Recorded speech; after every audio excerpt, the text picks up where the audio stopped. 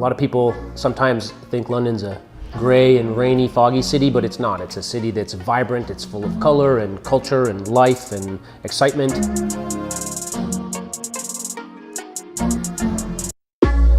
I think the challenge for us was really having a faithful representation of London.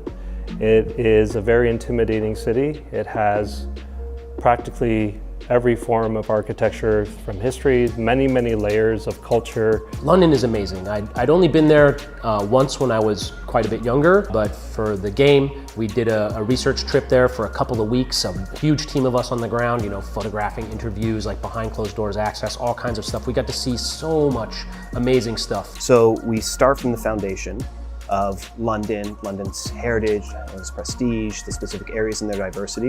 And then we look at current events and the impact of technology on society. We think about this time of deep division that we're experiencing as a culture, and we project from there. It's not artistically interesting for us to make a Google Maps version of London where everything is replicated one-to-one.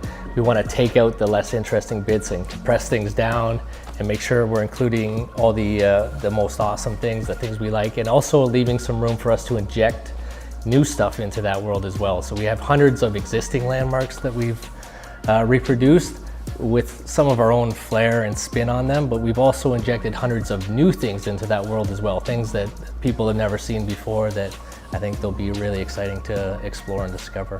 Every single location that we've put on as a proper named location, we think about how do we take one of our core themes and ground it in the fiction. So if we have something like the Imperial War Museum, we don't just replicate that space, we think what kind of exhibit would they be running in this world? And then we actually put some environmental storytelling around that location so it feels not just like a recreation of reality, but it's a comment on the fiction that we've created around that reality.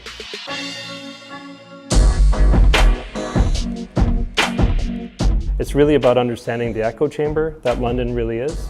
And we really started to see that London was an amazing quilt of cultures and different hubs of people. Trying to get the different feel with all the boroughs in London was a great challenge for us.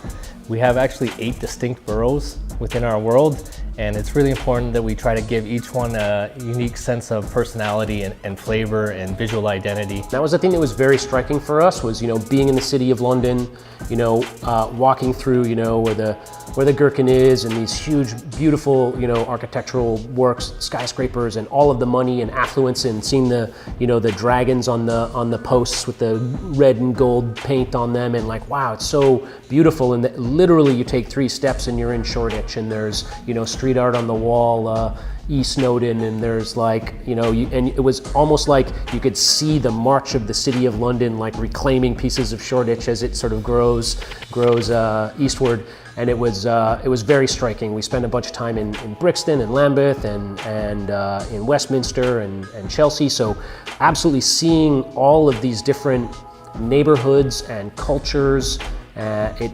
massively informed not just the art of the city, but also the people in the population of the city, which is really our core theme.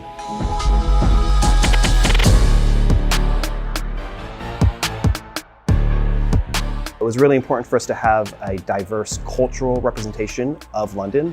So we couldn't simply focus on, say, Westminster and ignore places like Brixton or Brick Lane that bring this important contrast. It is a melting pot of many international cultures. I think the reality of what that city represents in terms of being, the most western part of Europe forced us as a development team to really be keen with our research and take the time to really understand what boroughs and districts meant. The one that probably personally excites me the most would be Camden. It has a really gritty vibe to it. We've pushed a lot away from maybe how it is today in the real world, where it's a little bit more commercialized and touristy, and pushed it into a new kind of flavor of maybe something more like what it once was, where it felt a little more like a ground up movement there. You see it in the streets, you see it in the people. So every location in the world has to be grounded in our fiction. And some of that fiction is quite grim. So when you look at a place like, say, the stables at Camden Market, this is an area where we see a cutting edge crime family using the stables as part of their black market, where they're moving goods and sometimes people illicitly through the city. We see iconic landmarks like the Tower of London, Tower Bridge itself, the Houses of Parliament, being much more heavily controlled by a privatized policing force rather than the classic police forces that we tend to see today. So everything has a bit of an edge on it that makes it not just London, but specifically the London of Watch Dogs Legion.